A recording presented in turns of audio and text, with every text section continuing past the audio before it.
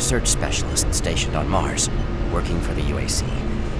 My primary job is, or rather was, to assist Dr. Malcolm Betruger in a variety of experiments, though for the past year we've been focusing almost exclusively on teleportation. I don't know if I'll make it out of here alive, so I'm recording this video log to let someone know what happened, and with that knowledge, prevent it from happening again. Initially, the teleportation experiments were amazing. We were creating a new science, and the prospects of it changing our way of life were, well, they were outstanding. I was proud to be associated with such an amazing project and someone as talented as Dr. Betruger. We noticed early on, well, probably before we had completed maybe a dozen successful tests, that there was a variable delay during the teleportation. The objects are broken down at the quantum level, transported, and then reassembled. Each stage of the process should have been instantaneous, but it wasn't, and we didn't know why. We sent a video drone through and were shocked at the images it sent back. Just a few frames of video right before the drone came back through showed what appeared to be several sets of eyes looking directly at the probe. We had just found a living, breathing creature that was not human. Betruger immediately sent out a request for volunteers. He specifically wanted UAC security force members because he wanted to capture one of these creatures.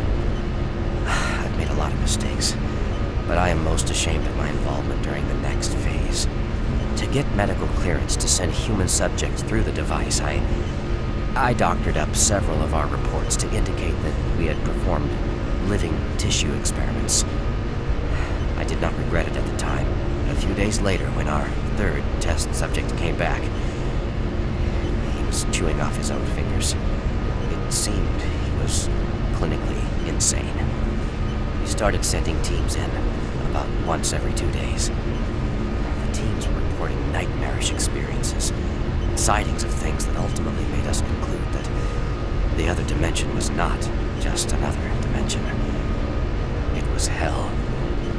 Creatures we were bringing back. Demons. And then Betruger, he went through the portal himself. I don't know what he was thinking. It was an unscheduled trip, and he just went, and we couldn't stop him. And when he came back, he had changed. He sounded and looked the same, but he just... I don't know, he was just different. And then he did the unthinkable. He took the Soul Cube, the device that was discovered in the ruins, into the portal. The portal stabilizers just started to fail, and then living hell erupted into the base. Oh, we were stupid for not destroying the portals as soon as we realized what was on the other side. Oh God, forgive me. I blame myself for my part in this. Please, someone, never let this happen again. I'm sorry, Ian McCoy.